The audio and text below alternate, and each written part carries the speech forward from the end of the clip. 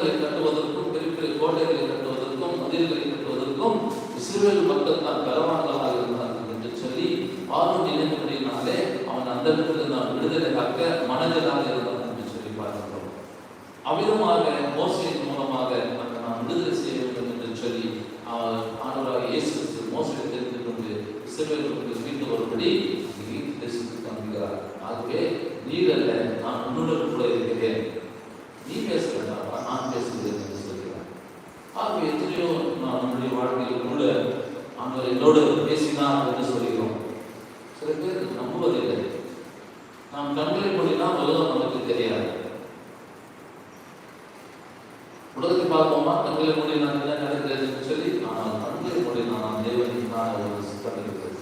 ஆகினாலே நம்மளுடைய எல்லா கஷ்டங்களும் துன்பங்களையும் நாம் அவரிடத்தில் சமர்ப்பிக்கும் பொழுது ஆண்டவர் நமக்கு ஒரு விடுதலை தருவார் என்பதை சந்தேகமில்லை. அவ்விதமாக இந்த இஸ்ரவேல் மக்களை மீட்டுக் கொண்டு வருவதற்காக ஆண்டவராக இயேசு கிறிஸ்து மோசேயை தெரிந்து கொண்டு அங்கு ஒரு அதிசயத்தை உண்டாக்கி அந்த அதிசயத்தின் மூலமாக அவர் ஒரு நல்ல செய்தியை கொடுத்து அங்கே அனுப்புகின்றார் என்று நாம் பார்க்கிறோம். அவ்விதமாக சகோதர சகோதரிகளே, நம்முடைய வாழ்க்கையில் கூட அனுதினமும் நாம் இந்த ஆராதனைக்கு வருகின்றோம். எதற்காக வருகின்றோம்? ஏன் வருகின்றோம்? ஒருவேளை சடங்காச்சாரத்திற்காக நாம் வருகின்றோமா? அல்லது வைதிக ஆராதனை இந்த 46 நாட்கள் கர்த்தரை ஏதாவது ஒரு நன்மையை செய்வார் என்று சொல்லி நாம் வருகின்றோமா? அல்லது கட்டாயமாக இந்த காரியங்களுக்கு நடைபெற வேண்டும் என்று சொல்லி நாம் வேண்டுதலோடு வருகின்றோமா? அல்லது ஒருவேளை நம் குடும்பத்தில் சுகவீனமாக இருந்தவர்களுக்கு தக்க சுகத்தை தருவார் என்று சொல்லி விசுவாசத்தோடு வருகிறோமா? இப்படியாய் நாம் ஆண்டவர் நம்மை மோசேயை எகிப்து தேசத்துக்கு அனுப்பினது போல நம்மையும் கூட ஆண்டவர் தெரிந்து கொண்டு சில காரியங்களுக்கு அனுப்பினார் என்று சொன்னார். அந்த விசுவாசம் நடந்து இருக்கிறதா?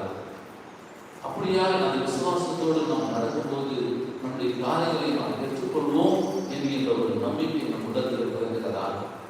ஆண்டவர் எப்பொழுதும் அவர் உறங்காமலும் தூங்காமலும் முன்னையும் என்னையும் நோக்கி கொண்டே இருக்கிறார். ஆகையினாலே நாம் உறங்குவதும் தூங்குவதும் அவருடைய பாதுகாப்பிலே, ஆனால் அவரோ உறங்காமலும் தூங்காமலும் அப்படி எப்பொழுதுமா என் பிள்ளைகள் எழுதல்கள் எப்பொழுதெல்லாம் எனக்கு கிடைக்கின்றதோ அந்த வேண்டுதல் நிமித்தமாக ஒரு நிவர்த்தி செய்ய வேண்டும் என்று ஒரு தினம் காத்துக்கொண்டிருக்கிறார். ஆகையினால் இந்த வேலையில் கூட எப்படி ஆண்டவர் மோசேயை தெரிந்து கொண்டு எகிப்து தேசத்துக்கு அனுப்பி இஸ்ரவேலின் பகுதி கூக்குரல் காலையை கேட்கிறது, அவர்கள் மீட்டுக் கொண்டு வரும்படி போய் என்று சொல்லி அவர் தெரிந்து கொண்டாரோ அவ்விதமாக நம்மையும் ஆண்டவர் சில காரியங்களிலே தெரிந்து கொண்டு இருக்கிறார் என்று சந்தேகிக்கிறேன். ஆகினால நம்முடைய வாழ்க்கையிலே அநேக காரியங்கள் உண்டு. அந்த காரியங்கள் நிமித்தமாக நாம் இயங்கிக் கொண்டிருக்கிறோம் ஆண்டவரிடத்தில். சில நேரத்தில் நமக்கும் ஒரு சந்தேகம் மோசேயை போல் வருவது, நான் போய் எப்படி அந்த இடத்துல பேசுவேன் என்று சொல்லி. ஆனால் இல்லை, ஆண்டவர் எப்பொழுதும் உன்னையும் என்னையும் அவர் ஒரு தயார் நிலையில வைத்திருக்கிறார். ஆகினாலே நாம் பயப்பட வேண்டிய அவசியம் இல்லை.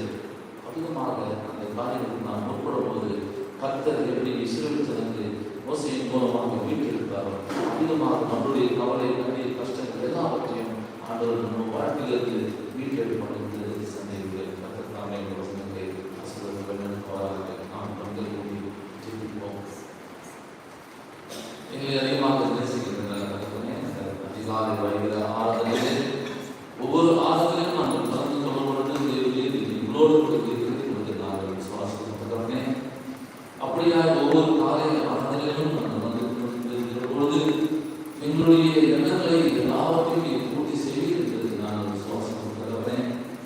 எத்தனையோ எங்களுடைய ஈடுபாடுகள் விடுதலை உண்டு.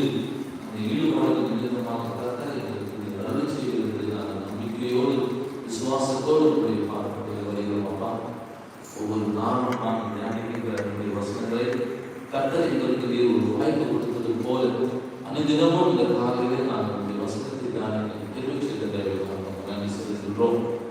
வந்திருக்குதான் நம்முடைய அடியார்களின் ஆசீர்வாதத்தையும் அவர்கள் எண்ணத்தோடு விதமாக வந்திருக்கிறார்கள் என்பதை அறிவி அவர்கள் எண்ணங்களை எல்லாம் பூர்த்தி செய்யும் விதமாக இருக்கிறார்கள்.